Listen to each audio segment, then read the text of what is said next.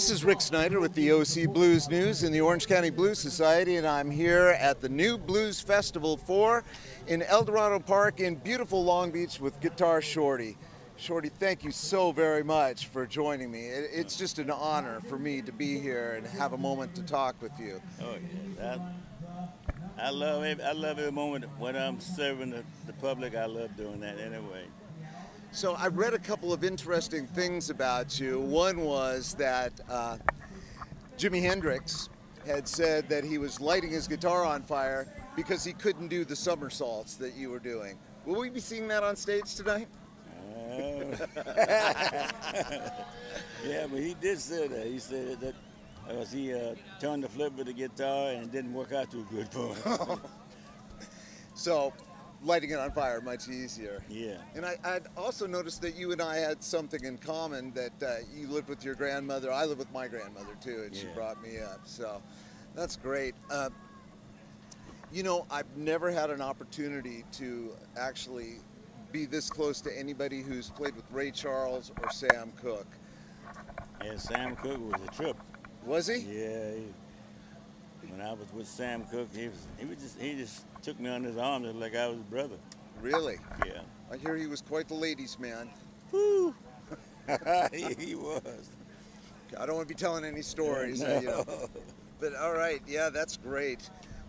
You have a long history. Is there anybody you haven't played with?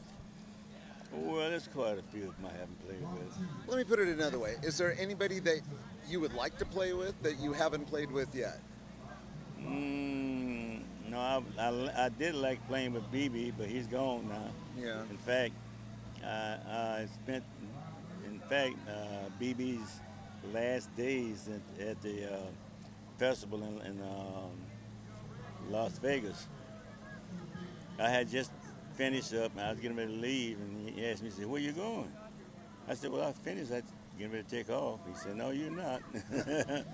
So you're going to stay with me, and you and I got a lot to talk about. Oh, nice. And so we talked for a while. He was telling me about the things that I did for him back in Florida. I had forgot about it. He told me about the time he was down with the pneumonia, and wasn't going to be able to finish his show. And one of the guys that was on the show with him said, "We got a guy here that sounds just like you." B said, "Why don't you try him?" He said, "Oh, who is it?" He said, "Shorty, Guitar Shorty." He said, "Bring him on over here. Let me talk to him and find out if he want to do a show for me. I'd be happy to have it." So when we talked for a while, and he said, "Okay." He sent one of the guys out and made an announcement that I was going to do a show for him. Because he was ill? He was ill. Yeah. And I did the show, and the people just had a fit. That's great. Yeah, so. That's great. And I'll never forget that, but I had forgotten it. I hear that Willie Dixon also took you under his wing, took you into the studio, produced one of your first records. Yeah. And in one of the quotes about you, you're referred to as a guitar slugger. Yeah. I think that's what it is. Is that some reference to Willie Dixon being a boxer before he was before he was a musician? Yeah. That's Willie great. Dixon was a nice guy. And when I came out here to California, Willie Dixon, I heard that he was coming out. And I didn't know he was going to be on the festival. That was a few years back. I saw this guy walking down the back of the stage, and I kept looking for the dress I was trying to play too. And I said, "Look like somebody I know." And so when I did the last number and got ready to come off stage, he came up on the stage and shook my hand and everything. He said, "Do you remember me, Shorty?" Yeah. And I said, "Your voice sounds familiar." He said, "This would be Willie," because he got bigger. Oh.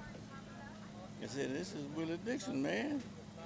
And man, we grabbed one another. We just embraced one another for a long time. He said, "I'm so glad to see you." Then he called his manager up and introduced me to him. He said, "This is Guitar Shorty." He said, "Yeah." He said, "I've seen him and I heard a lot about him." That's it, but thank you very much. Well, you have a long history. You have a long history and a long time ahead of you. What are you looking forward to, Shorty? I got an album I'm working on now. It's I guess I'll finish it before the year's up. So I got the tracks down, so now I got to do the voices on it. And when can we expect that? Well, I hope you have it out before the year's up. Okay, great. So a Christmas release, holiday release, I hope so to so. speak. That's great. And where can people find your music? Oh, they can find my music right now. They can find it through Alligator Records. Okay. Because I'm still tied up with them, friends-wise. And I don't know, I might do another album with them too. Okay. Who are you doing the album with I'm doing them with Mr. Brankelhoff. You heard of that name? Yeah. That's what I'm doing it with right now. Okay. All right. So he said, Shorty, believe me, he said, you're going to have a good album. I'm looking forward to it. I'm looking forward to seeing your show tonight. Shorty, thank you so very much for taking some time to talk with us here. I really appreciate it. Oh,